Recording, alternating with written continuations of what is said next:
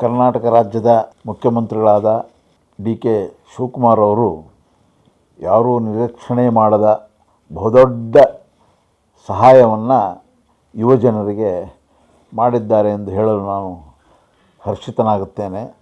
ಅಂದರೆ ರಾಜ್ಯದಲ್ಲಿ ಗುಟ್ಕಾವನ್ನು ರದ್ದು ಮಾಡುವ ಐತಿಹಾಸಿಕ ತೀರ್ಮಾನವನ್ನು ತೆಗೆದುಕೊಂಡಿದ್ದಾರೆ. ಗುಟ್ಕಾದಲ್ಲಿ 4,000 ರಾಸಾಯನಿಕ ವಸ್ತುಗಳಿದ್ದು ಅದರಲ್ಲಿ 40 ರಾಸಾಯನಿಕಗಳು ನೇರವಾಗಿ ಕ್ಯಾನ್ಸರ್ಗೆ ಕಾರಣವಾಗುತ್ತದೆ. ಗುಟ್ಕಾ ಸೇವನೆಯಿಂದ ಬಾಯಿ ಕ್ಯಾನ್ಸರ್, ಓರಲ್ ಕ್ಯಾನ್ಸರ್ ಅಂತಾರೆ, ಅದಕ್ಕೆ ಕಾರಣವಾಗುತ್ತದೆ. ಓರಲ್ ಸಬ್ ಮ್ಯೂಕಸ್ ಫೈಬ್ರೋಸಿಸ್ ಅಂದರೆ ಕ್ಯಾನ್ಸರ್ನ ಪೂರ್ವ ಸ್ಥಿತಿ ಅದು.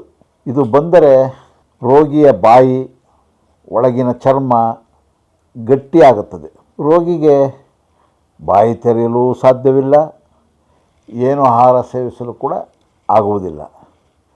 ಇವುಗಳ ಜೊತೆಗೆ ಗುಟ್ಕಾದಿಂದ ಹೃದಯಾಘಾತ, ರಕ್ತದೊತ್ತಡ, ಶ್ವಾಸಕೋಶ ಹಾಗೂ ಜಠರ ಸಮಸ್ಯೆಗಳು ಉಂಟಾಗುತ್ತದೆ. ಇದಕ್ಕೆ ಬಹಳ ದಿನ ಬೇಡ, ಗುಟ್ಕಾ ಸೇವನೆಯ ಕೆಲವೇ ದಿನಗಳಲ್ಲಿ ಈ ತೊಂದರೆಯಿಂದ ಎದ್ದು ಕಾಣುತ್ತದೆ.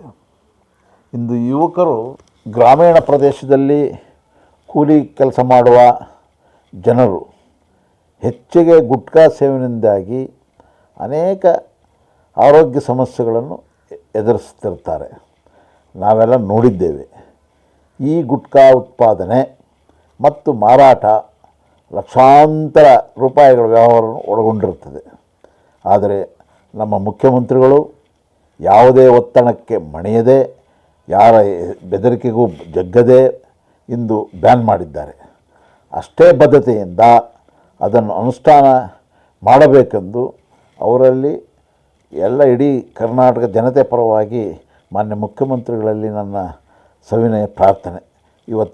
ಇದರ ಲಾಭ ಎಷ್ಟೋ ಯುವಕರಿಗೂ ಅನುಕೂಲ ಆಗುತ್ತೆ ಮತ್ತು ಇವತ್ತು ಹೆಣ್ಣು ಮಕ್ಕಳ ತಾಳಿಯನ್ನು ಉಳಿಸಿದಂಥ ಮಹಾಪುಣ್ಯ ನಮ್ಮ ಡಿ ಕೆ ಶಿವಕುಮಾರ್ ಅವರಿಗೆ ಬರಲಿ ಮತ್ತು ಇಡೀ ಕರ್ನಾಟಕ ಜನತೆಯ ಆಶೀರ್ವಾದ, ಪೂರ್ಣ ಆಶೀರ್ವಾದ ನಮ್ಮ ಶಿವಕುಮಾರ್ ಅವರಿಗೆ ಬಂದು ಒಳ್ಳೆಯ ಆಡಳಿತಕ್ಕೆ ನಾಂದಿ ಆಗುತ್ತೆ. ಈ ಒಂದು ಗುಟ್ಕಾದಿಂದ ಅನೇಕ ಆರೋಗ್ಯದ ಸಮಸ್ಯೆ ಇರ್ಬೋದು, ಆರ್ಥಿಕ ಸಮಸ್ಯೆಯಿಂದ ಕೂಡ ಜನರು ಪಾರಾಗ್ತಾರೆ. ಇದರಿಂದ ಮತ್ತೊಮ್ಮೆ ಅವರಿಗೆ ಒಂದು ಅಭಿನಂದಿಸ್ತಾ ಈ ಒಂದು ಕಾರ್ಯಕ್ರಮ ಯಶಸ್ವಿ ಆಗಲಿ ಅಂತ ನಾನು ಬ್ರಾಹ್ಮಣರ ಅಭಿವೃದ್ಧಿ ಮಂಡಳಿ ಅಧ್ಯಕ್ಷನಾಗಿ ಅವರಲ್ಲಿ ಮತ್ತೊಮ್ಮೆ ಪ್ರಾರ್ಥಿಸ್ತೇನೆ.